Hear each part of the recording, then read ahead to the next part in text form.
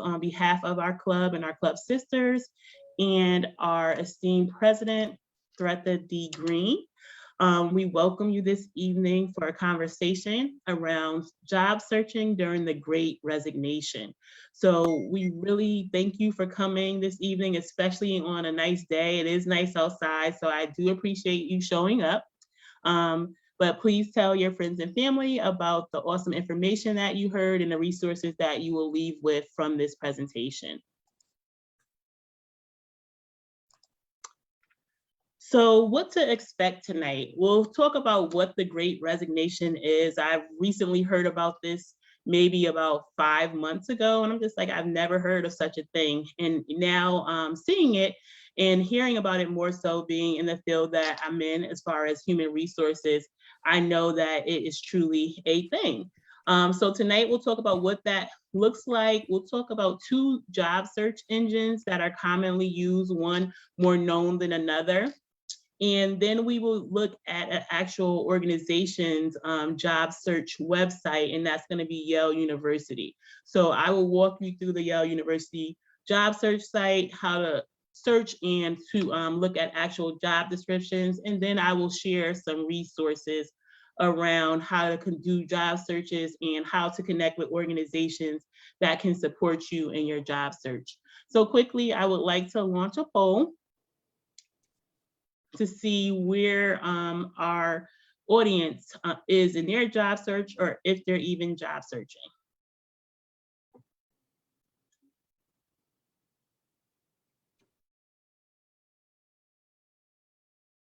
So I'll give you a couple seconds to answer that.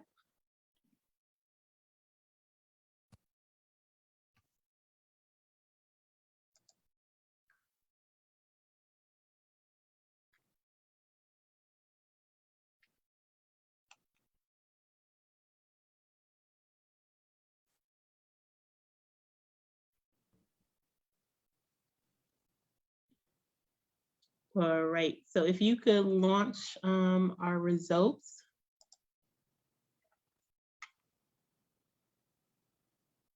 All right, so we have a few people that are searching, some that aren't, and some that will not be. And then we do have about 50-50 split about those that know someone that is looking to look for another opportunity. So yes, definitely take in the information that you will hear tonight and definitely pass it on to your friends and family members who are in search of opportunities.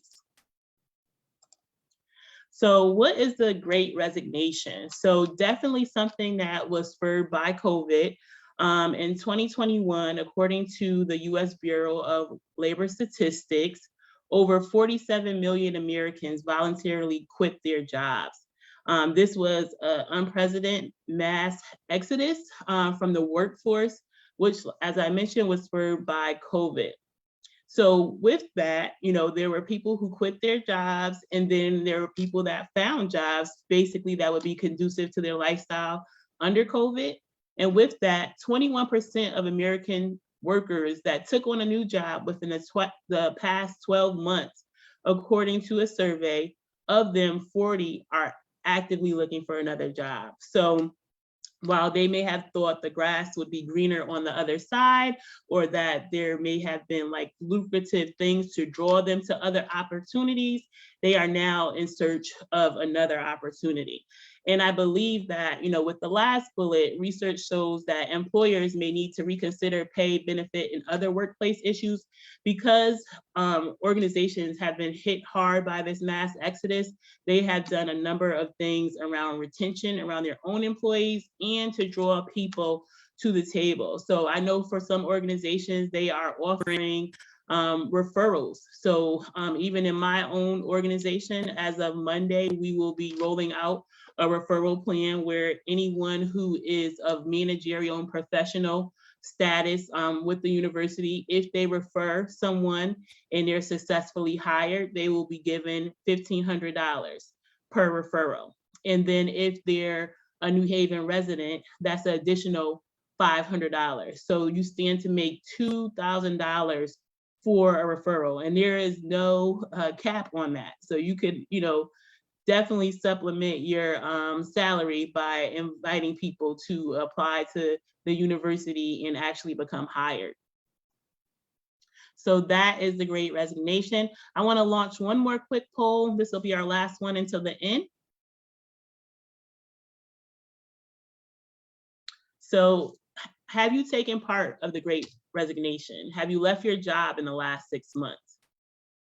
And once again, have you searched for a job in the last 12 months? You could, just be looking to see what's out there, to see if things are more competitive. And what I've seen is jobs that are attracting people are jobs that are remote and jobs that are paying more than jobs that require you to be in person. So while I'm not particularly looking for a job right now, I have looked at the market to see what's out there.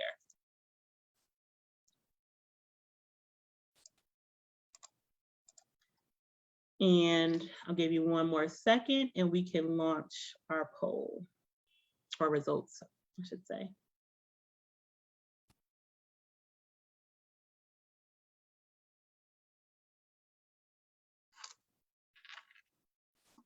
So no one here has left their job in the last 6 months. So that speaks to job security and feeling great with our employers. And there has been some that have searched for jobs in the last 12 months. So they could be just looking to see what's out there. And oh no, not some, there have been 83% that have looked for jobs. So once again, people are definitely checking out the market to see what's out there. Thank you for participating in the poll.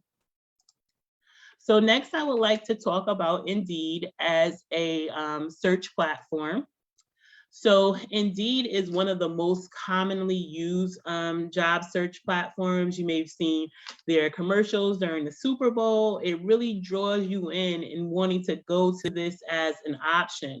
It's user friendly by just clicking in a box. You can search keywords or companies and search by location, and you'll get a number of hits.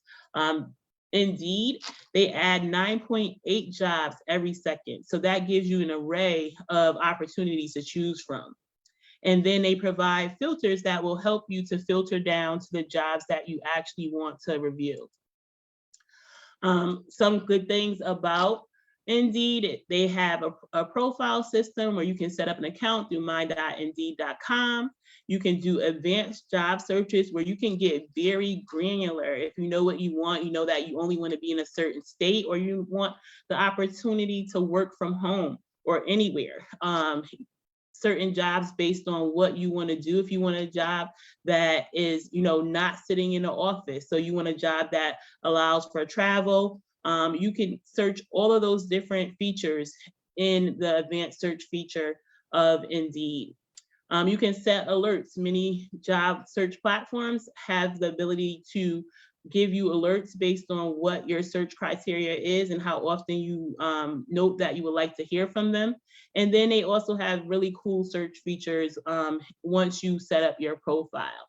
So I will show you a quick video on how to actually conduct an Indeed search.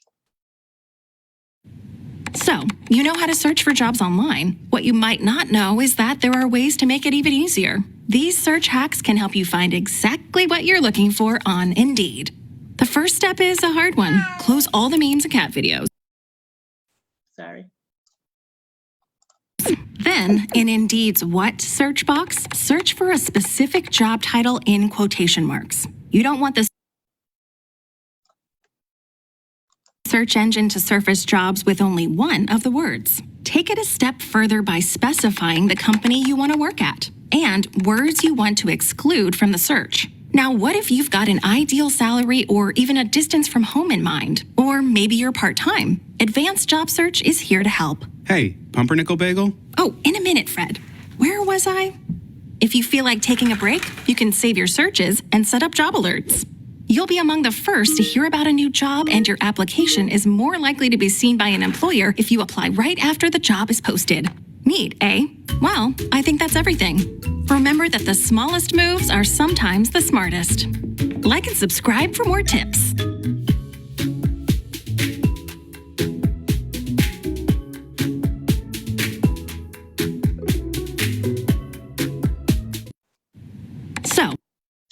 So you saw how to conduct a search. Like I said, it's very user friendly.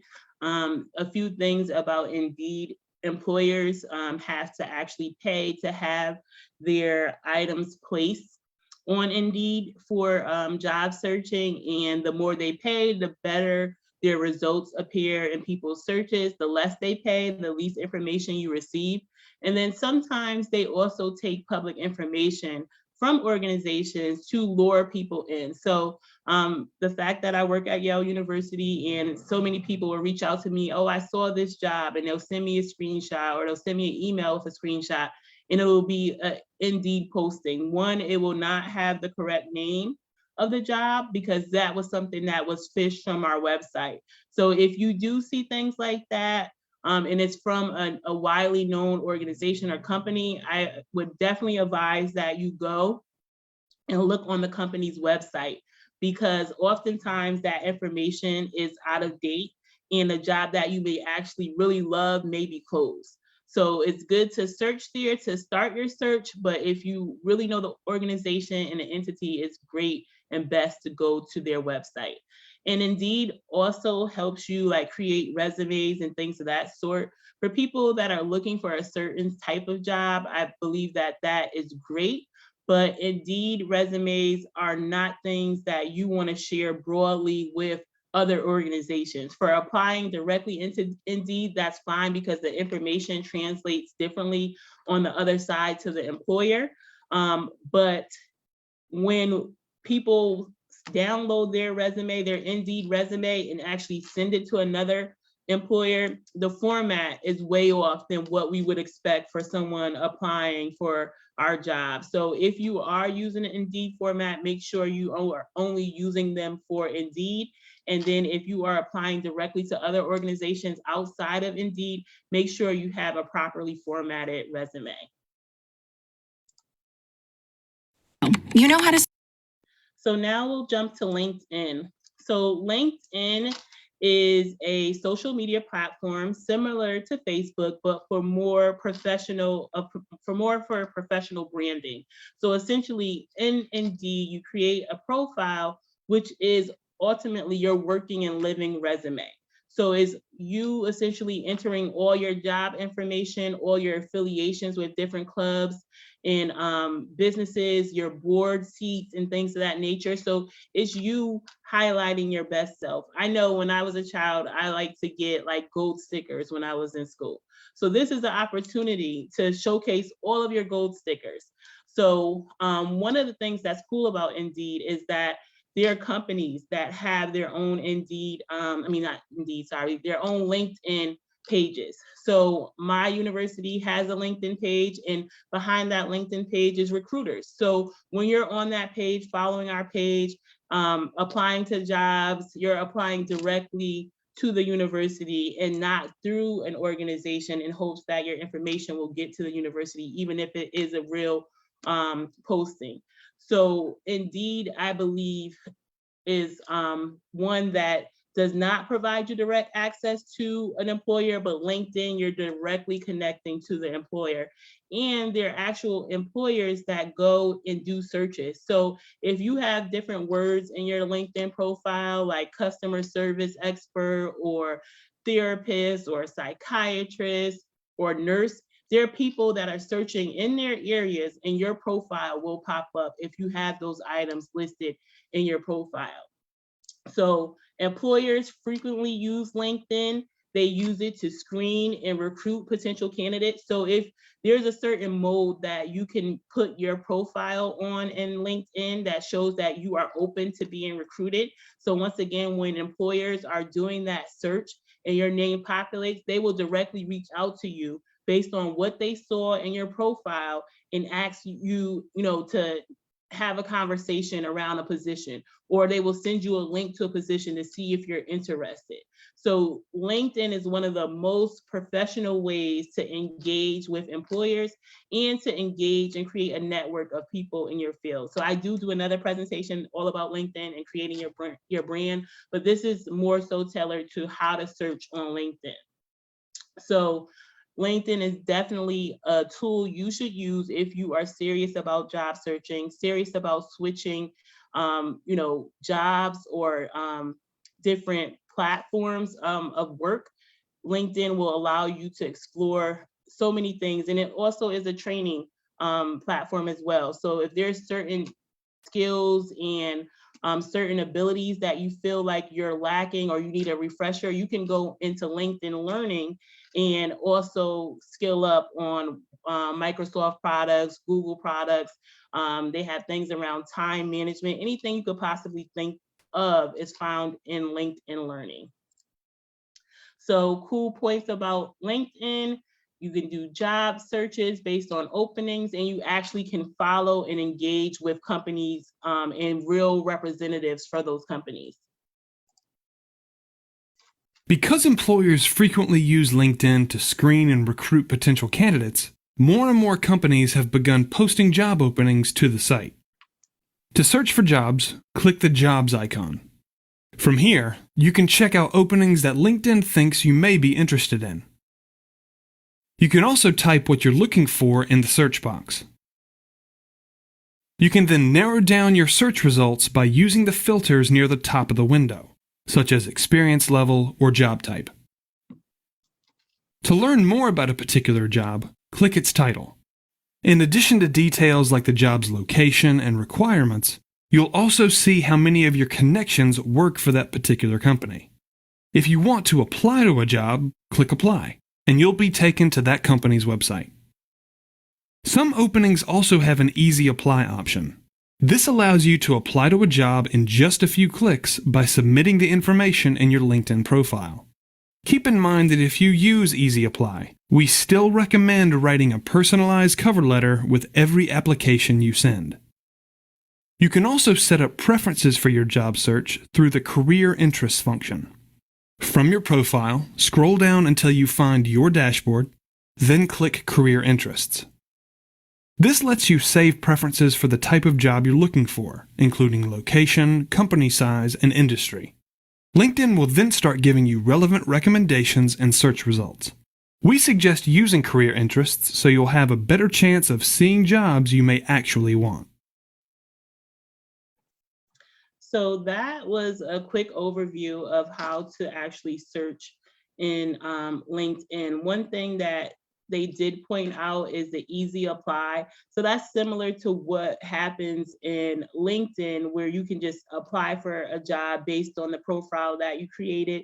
In LinkedIn, it's the same thing, but it's going to look a certain way on the other end. So that's why they suggested that you apply with a very pointed cover letter as well. So not only do they get that kind of application look resume that they're going to receive based on your profile, but they actually can see through writing what your experience is, what your interest is in the actual position that you are applying for. But no matter where you're applying to, you always want to have a cover letter that is directed to the position. You don't want to use a generic cover letter.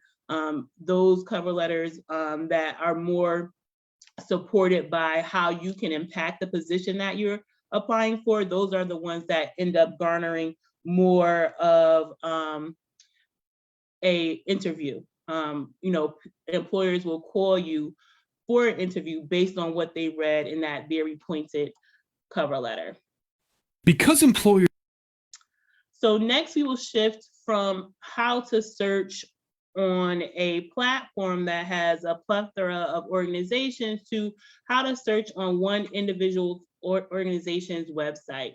We will now pivot to Yale University's Strategic Talent and Recruitment System, which we affectionately call STARS, and how to search. So a little bit about me so you know why I'm pointing towards this. Selfish plug, I'm the community liaison for Yale's New Haven Hiring Initiative.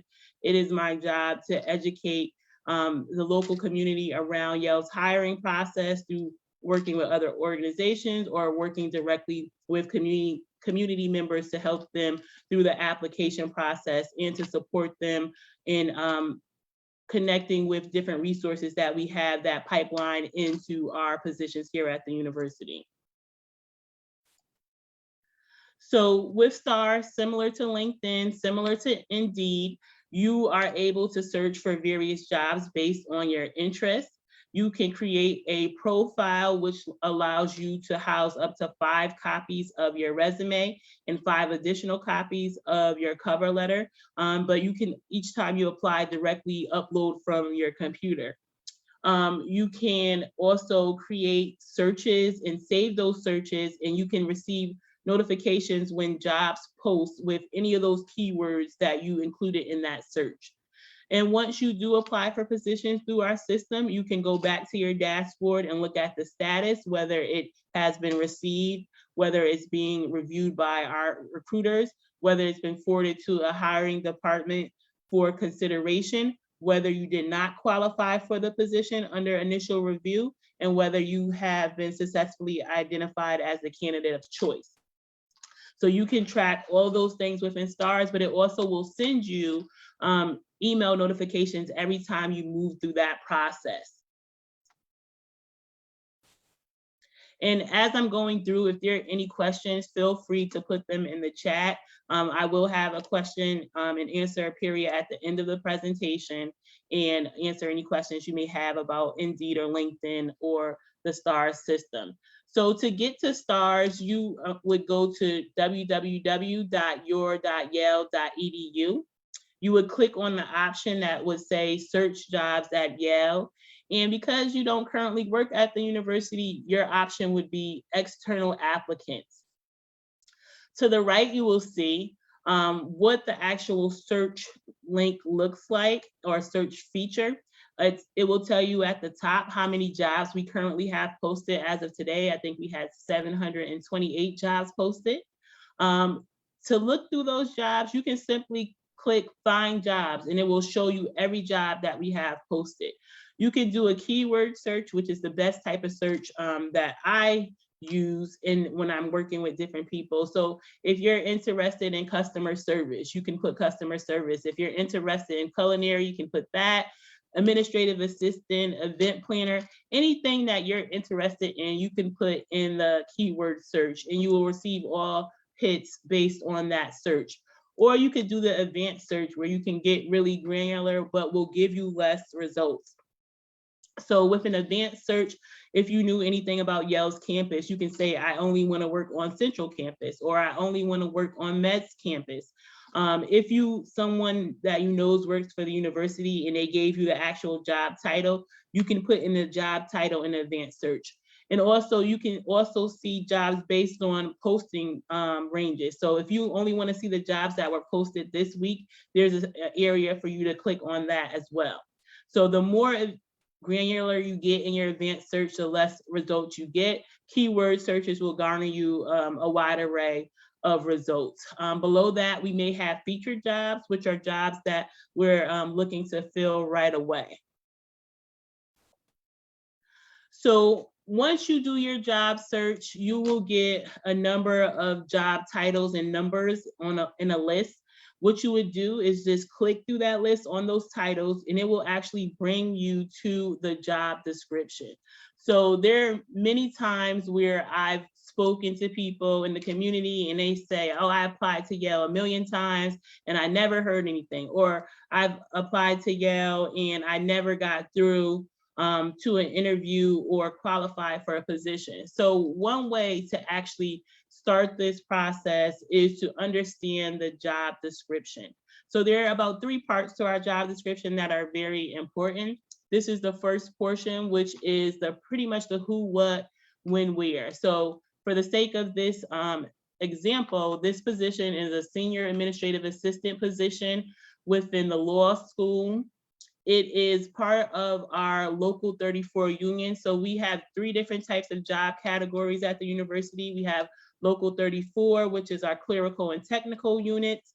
That's anything administrative, whether it's being a support or a coordinator for a program, or a clinical assistant or receptionist, anything requiring administrative work that is at the union level is within Local 34. Our second basket is what we call service and maintenance, or S&M, and that is anything in our hospitality, which is our traditional dining services, our our retail shops and specialty restaurants and our full service banquet and catering outfit. And then that also is inclusive of any of our hard trades that require certifications like plumber, electrician, carpenter, and then also our custodial positions. Our last bucket would be M&P or managerial and professional. These positions, you either manage a process or you manage people. And at a base minimum, you need to have a bachelor's degree, or you need to have a number of years of experience with a high school diploma. So maybe 9 years or more to qualify for a managerial position. But this first portion just tells you everything, the little details where the job is actually located. So this is at 127 Wall Street. Our typical work week is Monday through Friday, 37.5 hours. If the job had any hours outside of that, it would be listed here. The compensation grade is labor grade D. So in our newer job descriptions, which is pretty much the same, but they've added one section that says wage range, where you can actually click and it will take you to a grid that shows you what that labor grade D pays per hour. So the next portion of the job description is the position focus and essential duties. The position focus is a summary of what the department or manager writes as far as what you would be doing in the job, who you would be reporting to, and higher level skills that would make you successful in this position. So I usually tell people to definitely read this because this is the essence of the position that you're applying for. Take that information and speak to it in your cover letter. So if it's saying that we need someone to provide high level administrative support, in your cover letter, you talk about, I saw that you are looking for an administrative assistant who could provide high level administrative support. I am the ideal candidate because X, Y, and Z based on what you see the needs in this position focus has stated. So having a tailored and pointed cover letter is based on what you see in the job description, being able to speak to it and relate your experience with what you read. The essential duties, I tell people don't get hung up on it. You'll see this whole laundry list of things. The university has a way of categorizing their jobs so that we could assign wage ranges. So this is for a senior administrative assistant, and it's saying with this job category, you'll be doing any one of these duties. But most of the time, you will not do all of these duties. It'll be a few things, but the position focus is what the department writes. The essential duties is something that's automated that a department can't change. So this portion is the most important portion because this is what actually qualifies you for the job.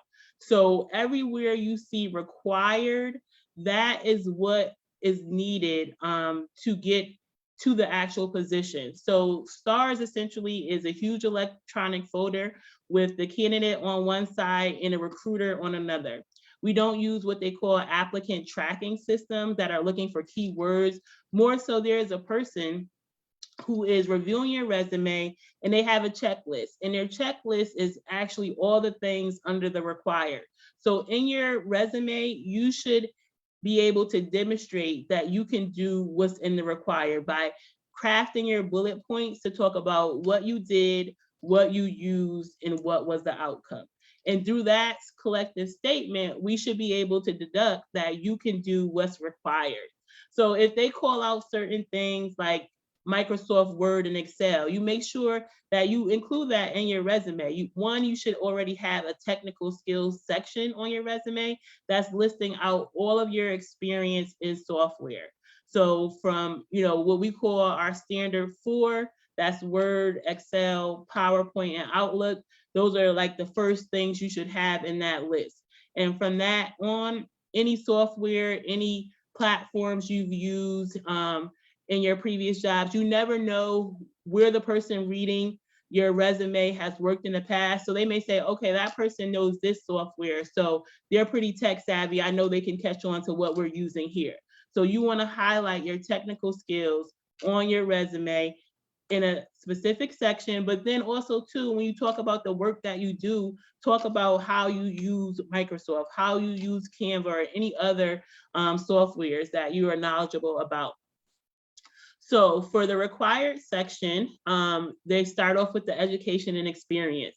So for a D-level position, you would need 6 years of work experience, 4 of them doing the same type of work with a high school diploma. With an associate's degree, you would need 4 years of experience. And with a bachelor's degree, you would need little to no work experience, but you would still need to be able to demonstrate that you have the required skills below. So for the sake of this example, they're asking for Word, Excel, and PowerPoint. So as I mentioned before, having that technical skills section already highlighted, that checks off that bucket. But even more so, being able to speak to how you use those particular softwares in your jobs or previous jobs. The next one says excellent grammar, spelling, and editing and proofreading skills.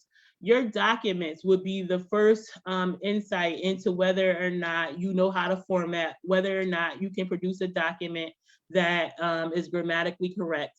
So you always want to make sure that you are, double checking your materials, your cover letter and resume. You want to make sure that it's formatted properly all the way through. So if you have bullets at the end of your statements, periods at the end of your statements, make sure they're periods all the way through. If you don't have periods, take them all off. Don't have periods some places and not the others, because it's showing that either you've cut and paste from previous versions and you haven't really taken a thorough look at your resume.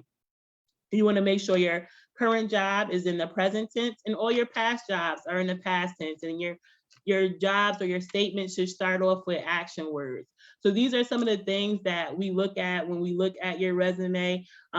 Sometimes people have an objective or a professional summary, and they may have grammatical errors in that first sentence. And that will, I tell you, that will turn a recruiter and a hiring manager off, to have a grammatical error in the first sentence of your resume or your cover letter. So always have a second set of eyes reviewing your information.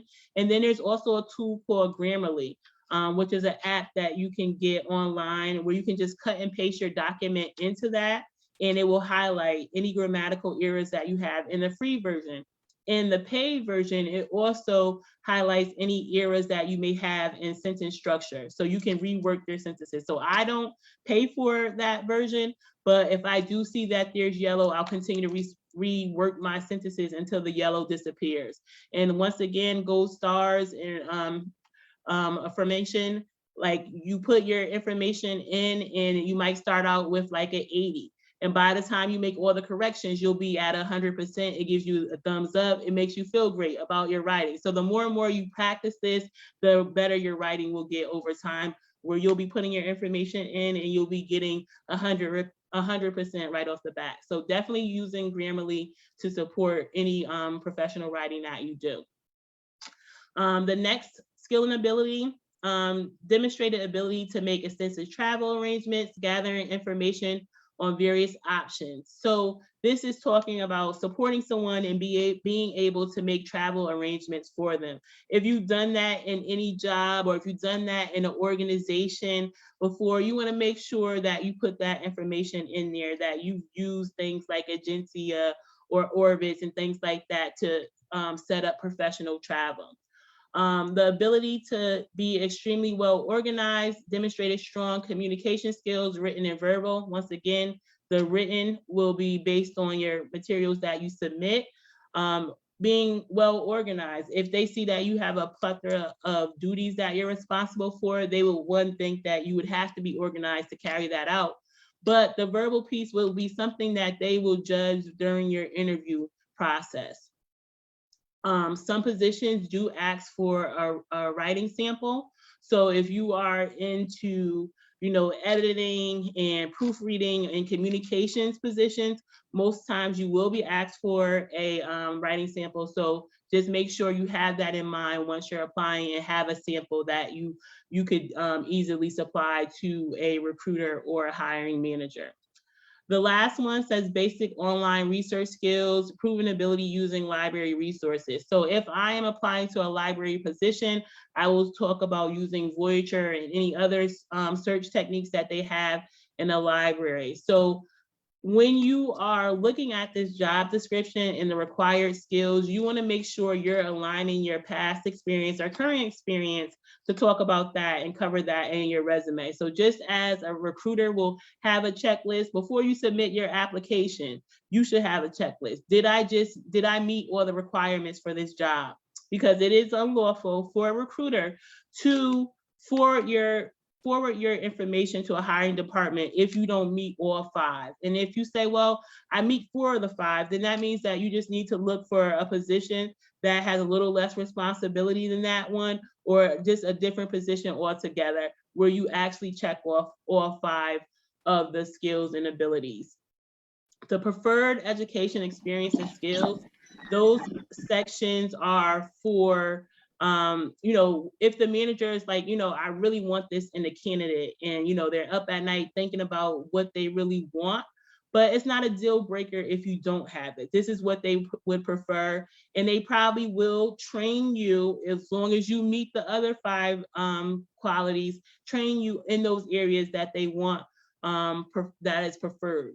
If you do have it, this is something that I always say, make sure it's sprinkled in your resume and then talk about it in your cover letter, because once again, that's that first pitch or introduction to you as a candidate. In our job descriptions, we talk about irregular hours. So if there would be weekend or evening hours, it'll be listed. Most of the time it says no. For this example, it says occasional. Drug screens and health screens, usually positions at the university don't require either, unless you're working where you're driving university vehicles, then it will require a drug screen or a health screen. Background check requirements. The background is done when you are the final candidate of choice. So when you're submitting your resume and your cover letter, you do not have to put references there. Once you go through the process and you are the candidate of choice, they will ask you for 3 references. So just make sure you have them on deck for when they're requested. The background, like I said, is done once you have been offered the position, and before you start, you have to go through a background. If there is a criminal background present, there is a committee that reviews it, and they look at things at like what you've done since the incarceration and how long the infraction has been. So I would never say, not apply if you had a background. You miss all the shots you don't take, in the words of Wayne Gretzky, if you know who that is. But my manager says that all the time. So that is the Yale job description and the Yale search. And, the more and more I talk to people in the community about this process, I'm aware of some of the things that can be challenges. And there are resources like New Haven Works, which is a partner of ours. You have to be a New Haven resident to be a part of that program, but we also work with other organizations like Workforce Alliance that know our system and know what we look for, and will help to coach you around creating your resume and cover letter if you don't have one already. And then another benefit of being a New Haven Works member is when we look at jobs here at the university, we look at anyone who's been laid off within the last year, we look at anybody internal who's looking for a lateral or promotional move. And then we go to New Haven Works and we say, New Haven Works, we're getting ready to post these jobs. Do you have anybody who qualifies? And then we post to the public. So being a New Haven Works member puts you at an advantage in this process. So quickly, some of the frequently filled jobs that we have, a lot of people say, well, Yale is not hiring. We are hiring. We have 700 and something jobs posted. We may not be hiring for the particular position that you're interested in, but we're definitely hiring. So some of our frequently filled jobs are clinical receptionist, administrative assistant, research assistant, and financial assistant. For all of these jobs, strong Microsoft Office, those 4 that I told you about, Word, Excel, PowerPoint, you have to have a good foundation for that already for these positions. Our research assistants, many times I'll meet people who work in human services, and the university, we really don't have too many human services jobs. jobs, but the closest type of job to human services is a research assistant. And what that is supporting a PI, a principal investigator, who's doing some type of study. So you may be downtown, or you may see things in the grocery store, like, do you have a drinking problem, or do you have a drug problem, or do you have an eating problem? These are all studies. So they need a research assistant to help coordinate that study. So you may be doing the intake for people interested. You may be submitting the payments for people who engage in those studies. You may be helping them to fill out surveys. So all of the coordination and clinic and administrative support around these studies is done by a research assistant.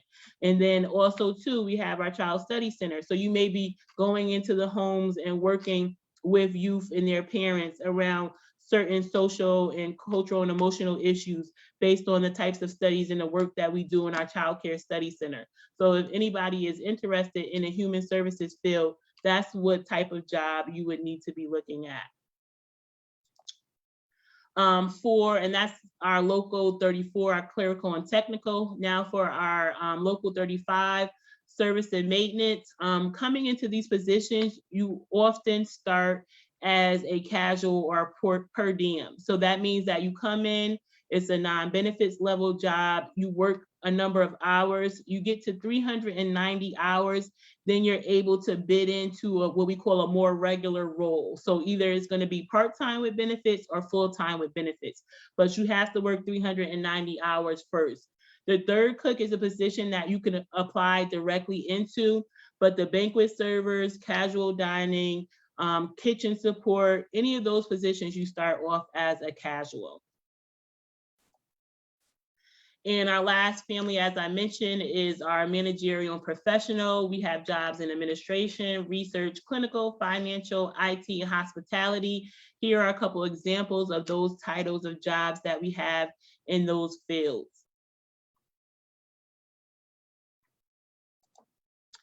And so lastly, I want to provide you with some resources. There's an article around the Great Resignation.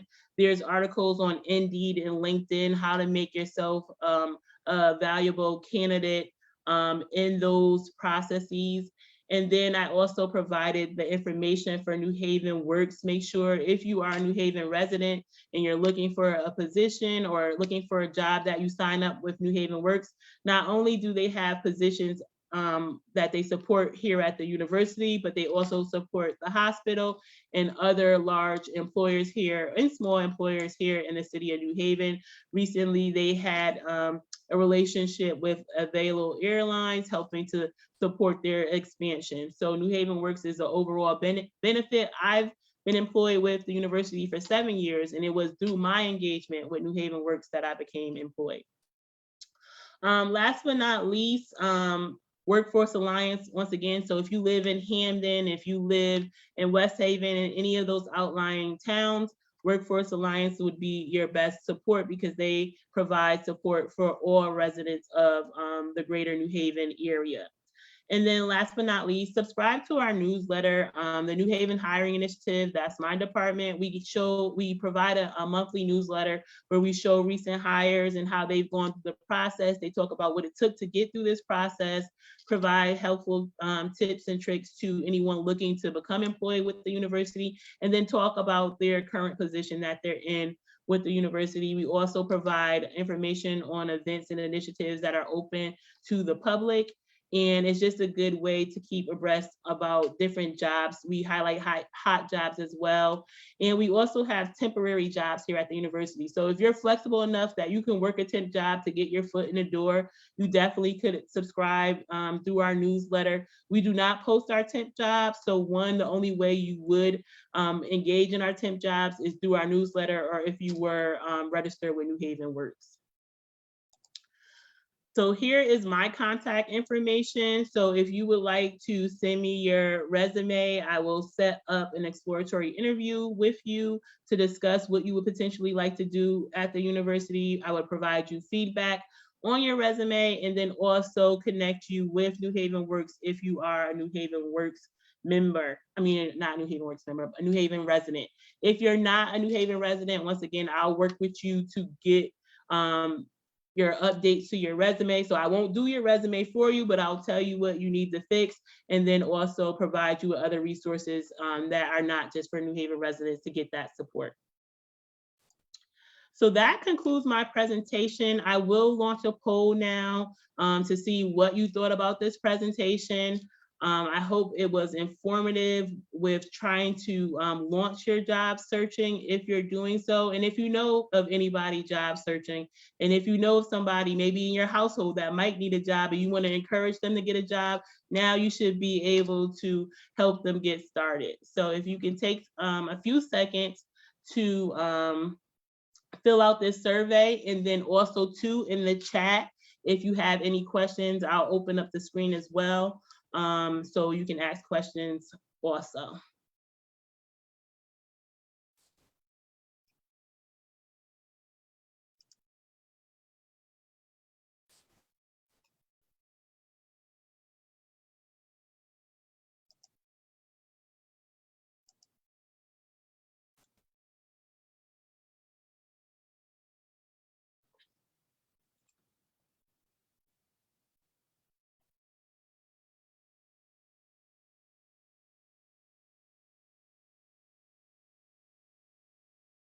So there was a question, if I help people who have never written a resume. I do to the extent that I can. I've done it in the past for friends and family. For the general public, I really can't do that for everybody, but I will provide one with resources on how to be able to get their resume started.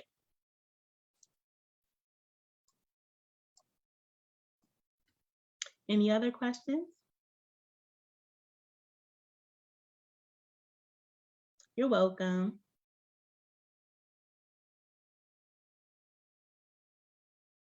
Give it 2 more minutes. Thank you. This presentation was recorded or streamed via our Facebook, and what we will do is post it to YouTube and then provide and supply people with the link to the presentation.